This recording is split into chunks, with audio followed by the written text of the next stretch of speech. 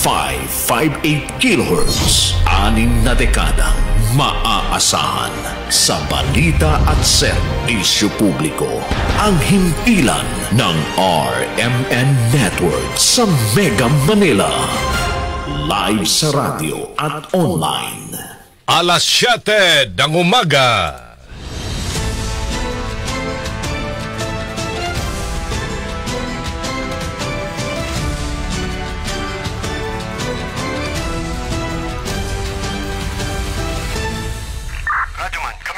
Live mong napapakinggan sa Luzon, Visayas, Mindanao. Narito na ang mahahalagang kaganapan sa loob at labas ng bansa. Unang-una mong narinig Sabayan na po tayong napapakinggan sa 65 RMN stations nationwide. Nandito tayo ngayon sa Ilagang Signal TV, Channel 309. Aris, bigapon kita diri. At sa WRMN, New York, USA.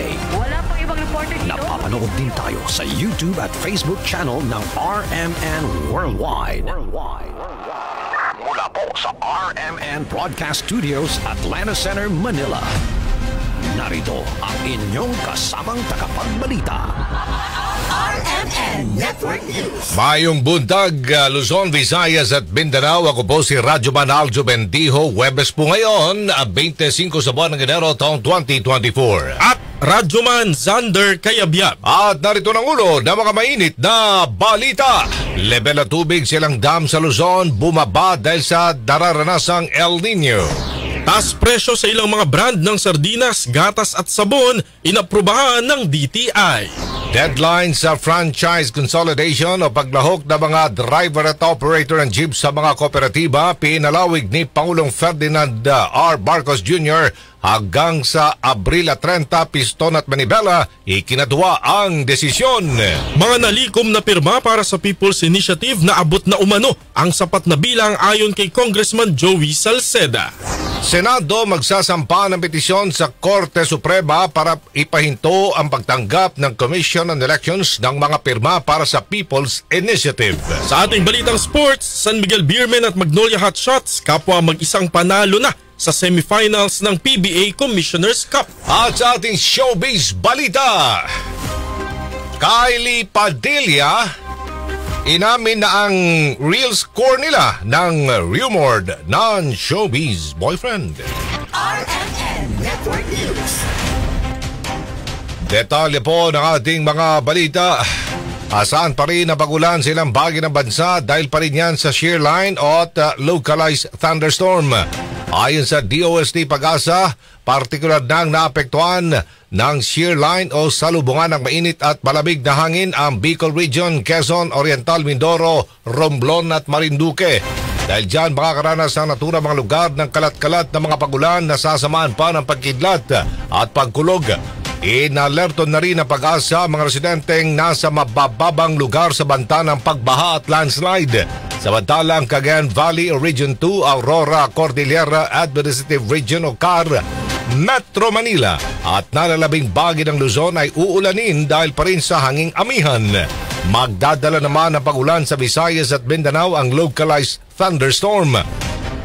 90 days extension naman ay di pa rin sapat daw ayon sa Piston. Samantala, kinumpirma naman ng Pag-asa DOST na bumaba ang antas ng tubig sa ilang dam sa Luzon. Ayon kay Pag-asa hydrologist Adelaida Duran, kaunting pag-ulan kasi ngayon ang nararanasan sa ilang bahagi ng bansa dahil sa El Nino. Kabilang sa mga bumaba ang water level, ang San Roque Dam sa Pangasinan, Pantabangan Dam sa Nueva Ecija at Magat Dam sa Isabela. Ang Angat Dam naman sa Bulacan, na isa sa mga pangunahing pinagkukunan ng tubig sa Metro Manila, bumaba rin ang antas ng tubig. Inaasahang patuloy pang bababa ang antas ng tubig ng mga nasabing dam dahil sa kakaunting pag-ulan. Aprobado na ng Department of Trade and Industry ang panibagong taas presyo ng ilang mga pangunahing produkto na may suggested retail price. Ibig sabihin, tumaas ang presyo ng ilang mga produkto gaya ng 4 na brand ng sardinas, isang klase ng powdered milk at 4 na toilet soap. Nasa mahigit piso hanggang 6 na pisong halaga ng pinayagang itaas sa mga nasabing produkto. Ito na ang ikalawang beses na nag-anunsyo ang price o ang DTI ng price adjustment ngayong buwan lamang. Inumpirma naman ni Trade Secretary Alfredo Pascual na pinag-aaralan na ng pamahalaan ang pagtatanggal ng suggested retail price o SRP sa mga basic commodities at mga prime commodities. In reality, this is something I'd like to explain. The SRP is not really a government-imposed suggested retail price. The suggested retail price of a particular item comes from the manufacturer, and we simply get it compared to it. And when there is a pricing, it's not us, DTI, that really initiates the adjustment. There is a notification from the manufacturer that they would like an adjustment in the suggested retail price of them. And that's what we review. Kamakailan sinabi ng kagawaran na 63 mula sa 270 produkto ang may mga pending na price adjustment. Bilang sa mga apektadong produkto ang mga delatang sardinas, processed milk, kape, tinapay, instant noodle, bottled water, processed canned meat at canned beef at ilang pang mga condiments. Nilinaw ni Finance Secretary Ralph Recto na walang magiging dagdag sa mga kasalukuyang ipinapataw na buwis ngayong taon. Sa gitna ito ng pangamba ng ilan na magpapataw ng iba pang buwis sa ilalim ng bagong namumuno sa Department of Finance. Ayon kay Recto, hindi niya muna isusulong ang mga panukalang patawan ng buwis, ang mga matatamis na inumin at maging ang mga junk food.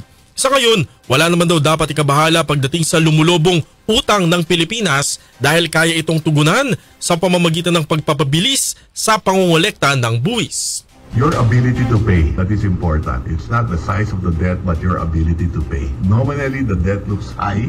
It's 14.5 trillion, roughly, 60% of GDP, but which is very manageable. The idea is to bring that down to 51 to 55% more or less. So to cut the deficit every year by 1% more or less. And like I said, there are two ways of doing that, raising taxes or a combination and growing the economy. So to me, I think you can raise more revenue by growing the economy faster. And when you grow the economy, you broaden the tax base and you collect more taxes.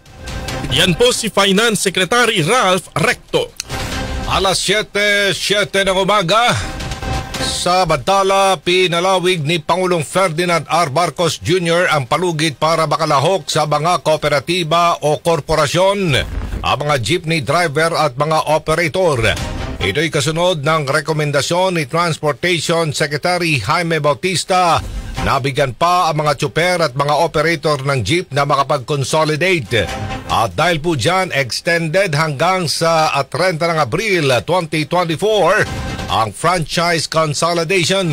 Kahapon nang aprobahan ng House Committee on Transportation ang resolusyon na humiling sa Pangulo na i-reconsidera o i-extend ang grace period para makapasada pa ang mga unconsolidated jeepney. Ang desisyon ng Pangulong Marcos ay inanunsyo sa gitna ng pagdinig ng House Committee on Transportation na pinangungunahan ni Antipolo Representative Romeo Acop. Let me announce that the President has extended the consolidation aspect for 3 months, so it will end by the end of April, pursuant to the recommendation of the Secretary of the Department of Transportation. So the resolution we have approved this morning becomes moot and academic. Ang magkasunurang tinig yan ni Antipolo Representative Romeo Acop. Samantala, ikinatuwa naman ng grupong Piston at Manibela ang desisyon ni Pangulong Ferdinand Marcos Jr. na palawigin ang deadline para sa franchise consolidation. Sa pahayag ng Manibela, sinabi nilang bagamat hindi pa ito tuluyang naibabasura sa umano'y palpak na modernization program, nagpapasalamat pa rin sila at patuloy na hihilingin na masugpo ang korupsyon sa isinusulong na programa. Ayon naman sa Piston, bagamat hindi sapat ang extension, hihilingin din nila ang PUV modernization program na halos negosyante at mga dayuhan lang ang nakikinabang. Samantala, hinimok naman ng LTFRB ang mga PUV driver at operator na samantalahin ang ibinigay na 3 buwang extension. Ayon sa LTFRB, susunod sila sa direktiba ni Pangulong Marcos na i-extend ang consolidation sa katapusan pa ng Disyembre noong nakaraang taon nang mapaso ang deadline. Sa datos ng LTFRB, 1,767 na mga ruta sa buong bansa ang hindi pa nagko-consolidate. Samantala, mga jeepney driver na nakapag-consolidate na, ikinatuwa ang extension ng consolidation. Detalye mula kay Rajuman Chill and Prido. Chill! RMN Live Report. Todo ang paghimok ng ilang jeepney drivers na nakapag-consolidate na ng prangkisa sa kanilang mga kasamahang hindi pa nakakapag-consolidate na sumali na rin sa PUV Modernization Program ng ating pamahalaan. Kasunod na rin ito na extension na pagpapalawig na naman ng pamahalaan sa pagtatapos ng consolidation sa loob ng 3 buwan o hanggang sa buwan ng Abril. Sa panayam ng RMN Manila kay Mang Jun Dongan na dating presidente ng Piston sa isang ruta sa Metro Manila, sinabi nitong naging bukas ang kanyang isipan sa modernization program para maisalba ang kanyang hanap buhay. Hindi naman ito nabigo dahil sa katunayan ay sumalang na sila sa seminar ng Office of Transport Cooperatives ng Department of Transportation. Aniya, sa pamamagitan ng kanilang seminar ay napaliwanagan sila kung ano ang kagandahan at mga advantages kapag consolidated ng kanilang jeepney unit.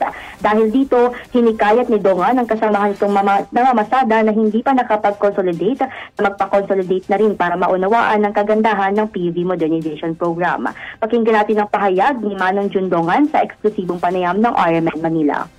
Iba po sa amin na hindi nakapag-rehistro, so kailangan ho talaga namin na extension pa.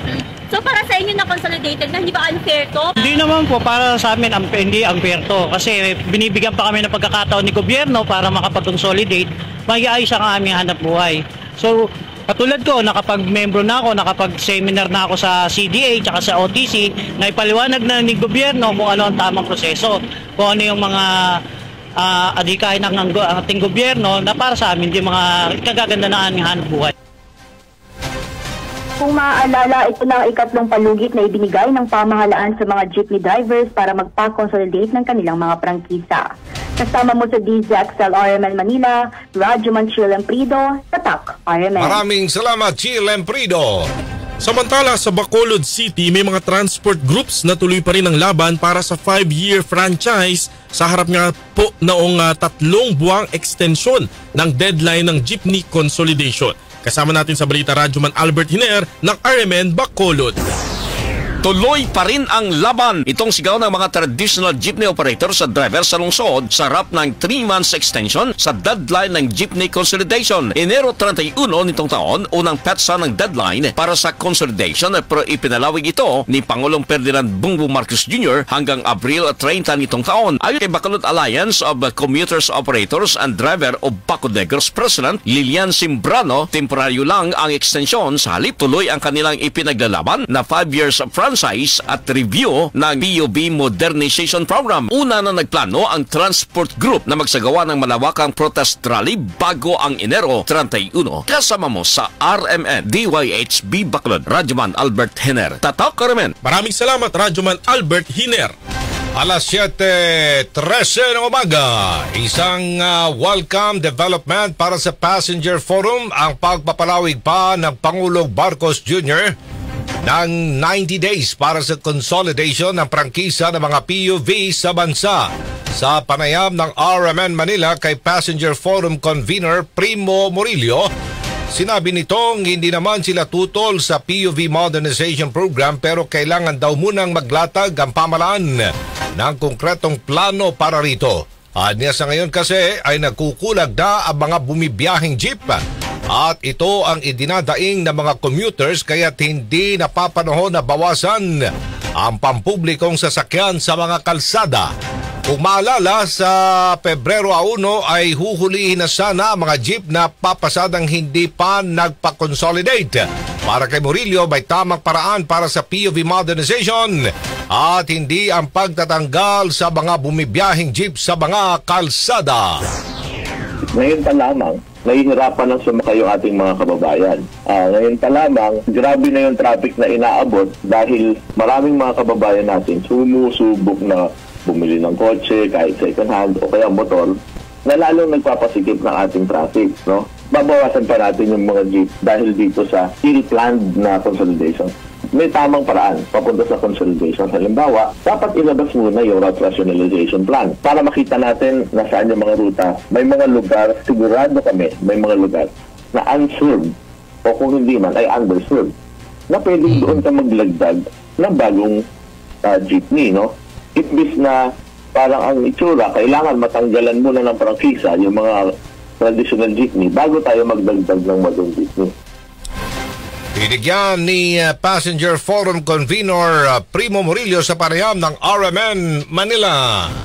Samantala sa iba pang balita, sahod ng mga papasok na job order sa pamahalaang panlalawigan ng Pangasinan ay ibinaba. Alamin natin kung bakit sa ulat ni Radyoman Badsag Talaw ng IFM Pangasinan. Kinumpirma sa IFM Dagupan ni 4th District Board Member Jerry Alsario na may sanggon niyang panlalawigan na solusyon sa lalawigan ng Pangasinan kaugnay sa pagkakaroon ng bagong daily wage rate ng mga baguhang empleyado ng pamalang panlalawigan. Ito ay sa pamamagitan ng ordinance prescribing the daily wage rate ng mga newly hired job orders at individual contract of service workers sa buong probinsya. Anya, mga bagong papasok lamang mga job orders ang iepekto ang nasabing ordinansa at hindi epektibo dito ang mga dati ng empleyado ng pamalaan na sumasahod sa bagong ordinansa kasi sa sahod mga bagong job orders ng 590 pesos na malayong mas mataas sa regional daily wage rate na nasa 400 plus lamang, bagamat mas mababa naman ito kaysa sa dati ng sinasahod ng mga manggagawa sa probinsya, habang may skilled workers naman itatanggap ng 800 pesos at ang professionals naman itatanggap ng 850 pesos. Makakatulong ito anya upang makapag-hire ng mas madami pang mga job orders ang pamalang panlalawigan ng Pangasinan. Kasama na dito sa IFM Dagupan, ito si Idol Badsag Talaw, Tatak RMN. Maraming salamat, Badsag Talaw. Samantala, nakalikom na ng sapat na bilang ng mga pirma ang People's Initiative upang maisulong ang pag-amyenda sa 1987 Constitution. Ayon kay Albay Representative Joey Salceda, gabi pa lang ng Martes ay naabot na ang 12.1% threshold.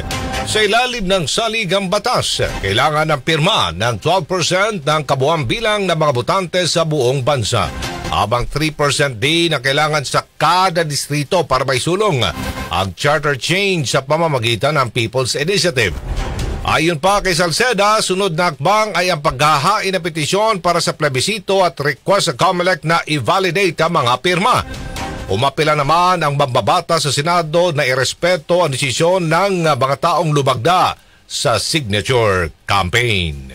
Sa kaugnay na balita, magsasampa ng petisyon sa Korte Suprema ang Senado para ipahinto ang pagtanggap ng COMELEC ng mga pirma para sa People's Initiative.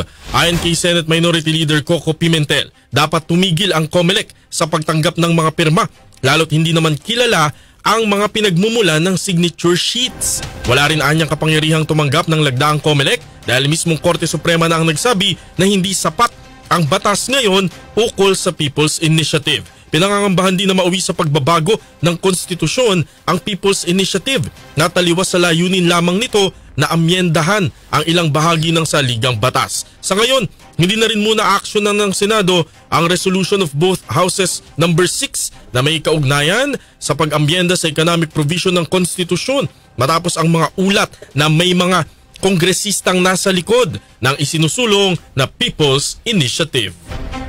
DILG nais linawin sa COMELEC ang papel ng mga opisyal ng barangay sa pangangalap ng pirma para sa PI or People's Initiative. Report mula kay Radyoman Chanel Salazar. Chanel. Nais linawin ng Department of Interior and Local Government sa Commission on Elections ang papel ng mga opisyal ng barangay sa pangangalap ng pirma para sa People's Initiative. Sa Malacanang press briefing, sinabi ni DILG Secretary Benhur Abalos na may nauna na siyang sulat kay COMELEC Chairman George Erwin Garcia para linawin ang naturang issue. Umaasaan niya sila sa panig ng DILG na matatanggap na nila ang tugon ng COMELEC hinggil dito. Gayunpaman, sinabi ni Abalos na mas maganda kung personal niya makakausap si Garcia para para hindi siya magkamali sa pagpapatupad sa ganitong bagay lalo pat sensitibo ang usapin sa pag-amyenda sa saligang batas. Nagkakaroon kasi ng kalituhan ngayon sa DILG kung bawal ba o hindi na makisawsaw ang mga opisyal ng barangay sa pangangalap ng pirma. Samantala ay pinakita naman ni Abalos sa media ang kopya ng isang resolusyon ng COMELEC noong Abril 8, 2022 na nagsasabing exempted ang barangay official sa pagbabawal na siyang pinanggalingan ng kanyang pagkontra kay DILG Undersecretary Chito Valmusina. If we're going to look at this, sinasabi rito is they're going to approve the recommendation of their own law department that elective barangay officials be excepted from the prohibition. No? That is why I wrote a letter for clarification kasi mahirap. This is a very sensitive issue. No, I wrote them. I'm just waiting for the reply. This is really a COMELEC and MAC, if I'm not mistaken. This was just dated series of 2022. Si DILG Secretary Benhur Abalos sa Malacanang press briefing. Sinabi kasi ni Valmusina kamakailan na hindi dapat nakikisawsaw ang mga opisyal ng barangay sa pangangalap ng perma. Pero iginiit ni Abalos na hindi naman ito nakasaad sa resolusyon ng COMELEC. Kasama mo sa DZXL RMN Manila, Radio Man Chanel Salazar, Tatak RMN. Maraming salamat, Chanel Salazar. Nilinaw ng Department of the Interior and Local Government na walang komunikasyon ang kagawaran sa mga taga-International Criminal Court na nagsimula na umanong mag-imbestiga sa war on drugs.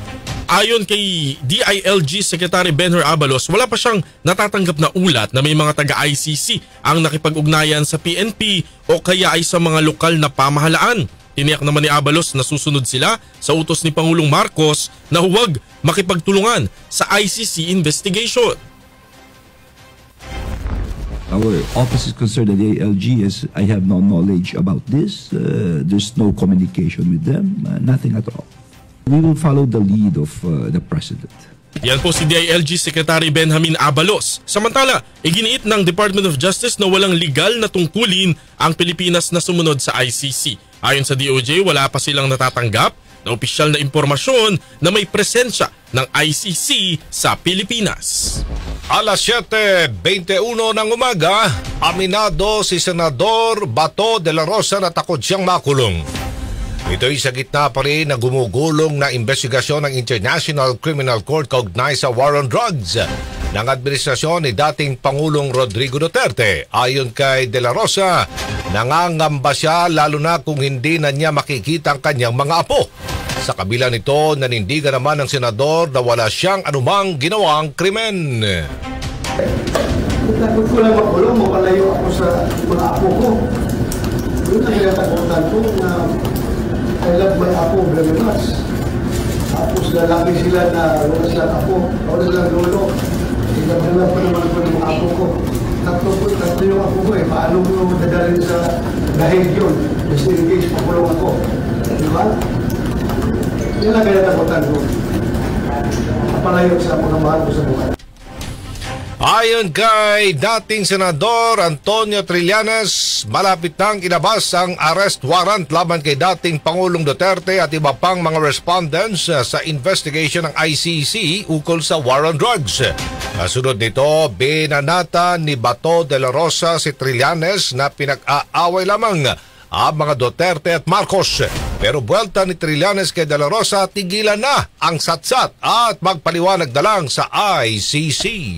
Sa iba pang balita, hindi magbibitiw si Vice President Sara Duterte sa kanyang posisyon bilang pangalawang pangulo at kalihim ng DepEd. Yan ang nilinaw ni Duterte kasunod ng ilang ulat na magbibitiw na siya sa pwesto matapos sabihing tatakbo siya sa 2025 midterm elections. Ayon pa kay VP Sara, maaring hindi lang siya naunawaan ng maayos at na-misinterpret ang kanyang talumpati. Wala pa namang napag-uusapang plano sa halalan sina Duterte at Pangulong Ferdinand Marcos Jr. na naging katandem niya sa Uniteam noong 2022 elections. Una nang sinabi ni Pangulong Marcos Jr. na posibleng tinitingnan lamang ni VP Sara ang magiging reaksyon ng publiko nang i-anunsyo nito na tatakbo siya sa halalan bilang vice-presidente sa 2028 pa, nakatakdang matapos ang termino ni Vice President Sara Duterte. Umano'y pagtanggap ni Congressman Paulo Polong Duterte ng 51 billion pesos. Bine-verify na ng House Appropriations Committee. Report mula kay Rajuman Grace Mariano. Grace? Inaalam na ng House Committee on Appropriations kung may katotohanan ang report na tumanggap ang distrito ni Davao City Representative Paulo Duterte ng 51 billion pesos mula sa unprogrammed funds. Ayon kay Committee Chairman at ako Bicol Party List Representative Elizaldico, pinapahanap na niya ang mga dokumento hinggil sa nasabing impormasyon. Base sa narinig na kwento ni Ko, noong 18th Congress umano na i-release ang nabanggit na napakalaking pondo sa Mindanao, lalo na sa Davao na tinatawag daw na Holy Land. Diini ko sobra-sobra ang nabanggit na halaga dahil ang average amount ng alokasyon sa bawat distrito ay 500 milyong piso lamang hanggang 1 bilyong piso at maituturing ng sacred cow ang makakatanggap ng 2 hanggang 4 na bilyong piso. Kasama mo sa DZXL RMN Manila, Radyoman Grace Mariano, Tatak RMN. Maraming salamat Grace Mariano. Samantala, hindi po kagandahang balita, 3 patay at 26 ang sugatan matapos sa araruhin ng isang bus ang iba pang mga sasakyan sa Dinalupihan, Bataan. Kasama natin sa balita, Radyoman Mike Sigaral ng RMN Bataan. Isang malagim na aksidente ang naganap sa lalawigan ng Bataan kung saan 3 katao ang napaulat na namatay habang nasa 26 ang nasugatan. Ito'y matapos na mamangga ng isang bus ang ilang mas maliliit pang mga sasakyan. Ay sa ulat mula sa Bataan Police Provincial Office, ang aksidente ay naganap na alas 7:30 kagabi sa kahabaan ng Olongapo-Gapan Road, sakop ng Barangay Bangal, Dinalupihan, Bataan. Isang Arayat liner bus na nagmula sa Pampanga ang papunta umano sa Olongapo City nang mawala ng preno at sumalpok sa isang pampasahirong jeepney, isang single motorcycle L300 van at 2 tricycle na nakaparada sa gilid ng kalsada. Agad na isinugod ang mga biktima sa Dinalupihan District Hospital, sa Dinalupihan, Bataan at sa James Gordon Memorial Hospital sa Olongapo City sa tulong ng mga responding rescue teams mula sa Bataan at Olongapo City. Kinilala mga nasawi na sina Camille Isidro, 25 years old, taga Naparing, Dinalupihan, Bataan, Raysen Adria, taga Roosevelt, Dinalupihan, Bataan at isang unidentified na lalaki. Sila ay pawang mga pasahero ng jeepney na labis na napuruhan sa naturang banggaan ng 6 na sasakyan. Kasalukuyang ginagamot ang mga sugatan habang nasa kritikal na kondisyon ng ilan sa kanila. Kasama mo sa Bataan, Radyoman Mike Sigaral, Tatak RMN. Maraming salamat Mike Sigaral.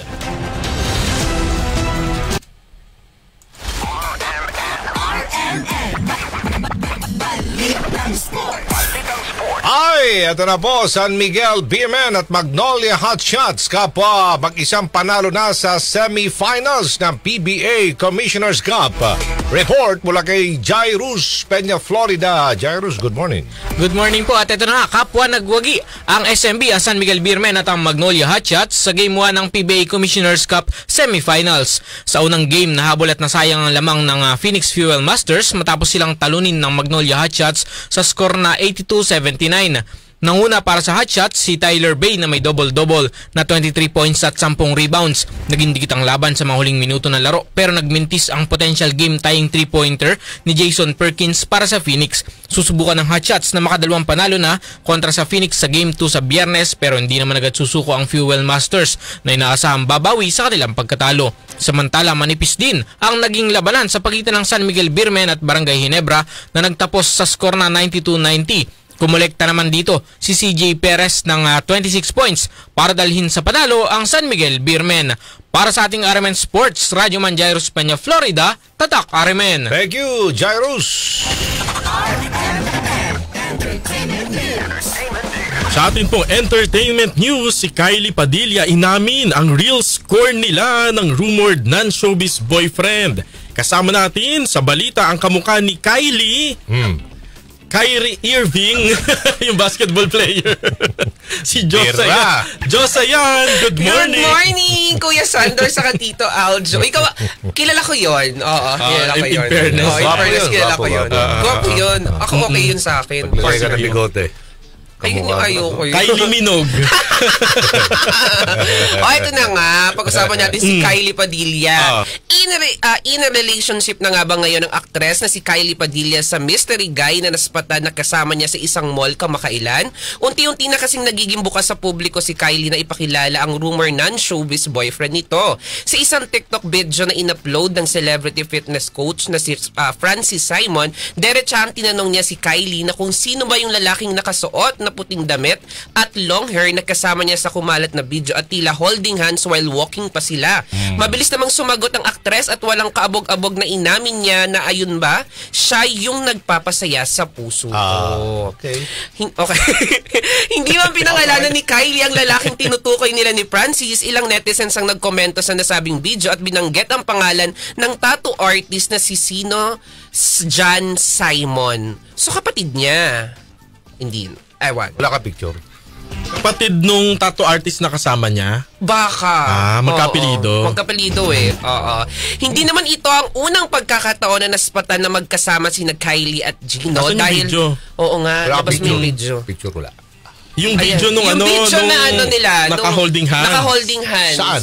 Nico. Hanapin mo, Nico. Babagalan ko yung pagbasa. Sa loob ng saan? Mall? Mall. Ayun yung nag-viral dati. Hanapin mo, Nico. Babagalan ko magbasa. Sige nga. Hindi naman ito ang unang pagkakataon na naspatan na magkasama sina Kylie at Gino dahil noong December 31, 2022 ay magkasama rin sila ng magbakasyon sa Thailand matapos ang 1.5 taon mula nang maghiwalay sila ng asawang si Aljur Abrenica. Taong 2021 na maghiwalay sila Kylie at Aljur, nakarelasyon na ngayon ni AJ Rabal. Si Aljur. Oo, asawa siya ni Kylie Padilla before. Okay. Oo. Asan na yung video, Nico? Sayang yun para makita natin yung lalaki. Oo, nag-viral yung parang last month yata. Pogi ba? Ano? Hindi nakasagot.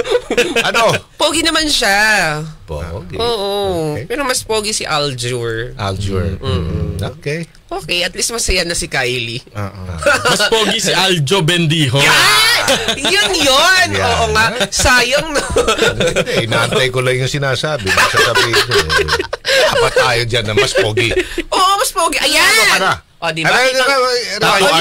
Ulitin mo, Nico. Tattoo artist niya. no? Kamukha nga. Ayun. Saka madaming tattoo. Yes. Gwapo. Gwapo. Pero mas gwapo nga si Tito Aljo. Yeah. At yan ang entertainment niya sa nag-iisang Diyosa sa balat ng radyo. Ako si Diyosa yan. Tatak Armen. Thank you, Diyosa!